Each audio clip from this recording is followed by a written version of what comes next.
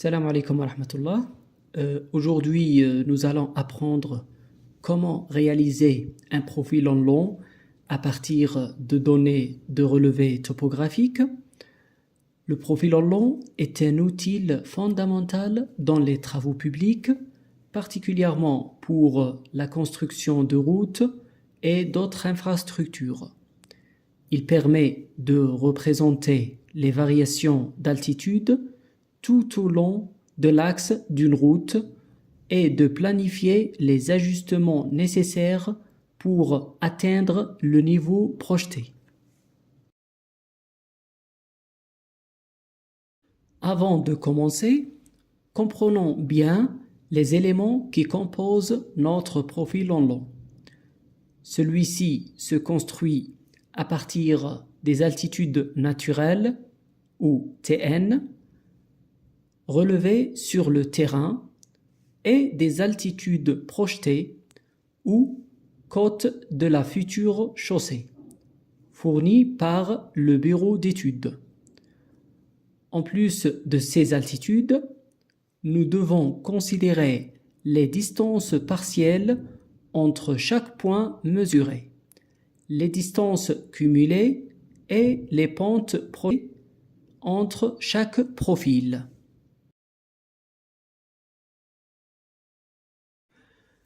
Les données sont tracées à l'aide d'échelles adaptées pour les distances et les altitudes. Dans notre cas, l'échelle des altitudes est de 1,25 et celle des longueurs de 1 sur 500, ce qui nous permet de convertir les mesures réelles en longueurs proportionnelles sur le graphe. Nous prenons comme référence un plan de comparaison à 141 mètres pour garantir que toutes les altitudes soient au-dessus de cette valeur.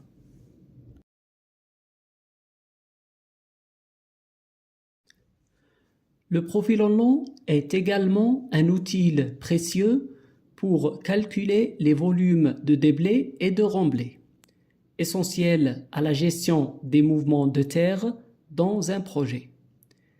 Grâce à ce profil, nous pouvons utiliser par exemple la méthode des aires moyennes pour estimer avec précision le volume de matériaux nécessaires au remblaiement ainsi que le volume excédentaire à transporter hors chantier dans le cas de déblai.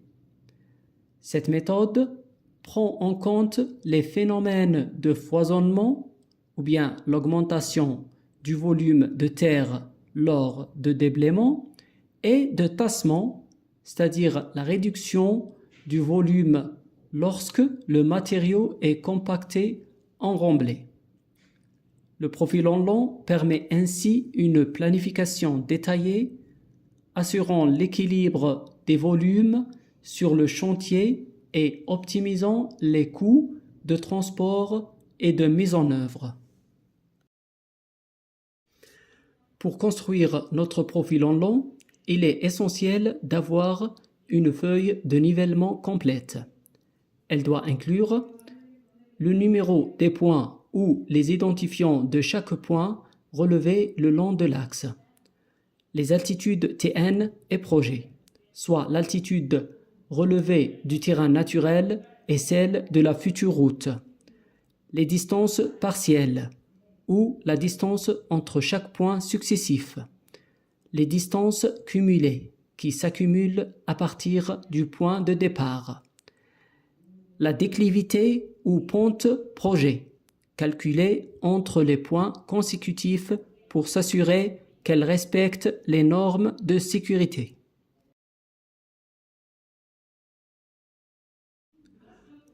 Pour chaque point, nous allons calculer la pente entre chaque profil en utilisant la formule suivante.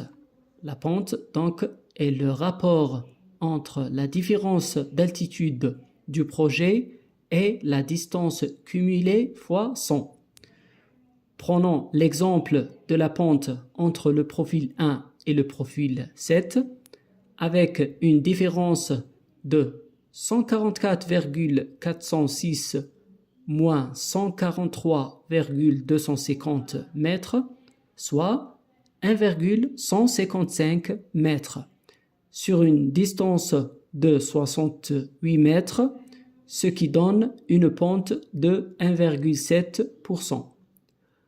Autre exemple, la pente entre le profil 7 et le profil 11, avec une différence de 144,648 mètres moins 144,406 mètres, soit 0,242 mètres, sur une distance de 149 moins 68 mètres, soit 81 mètres, ce qui donne une pente de 0,3%.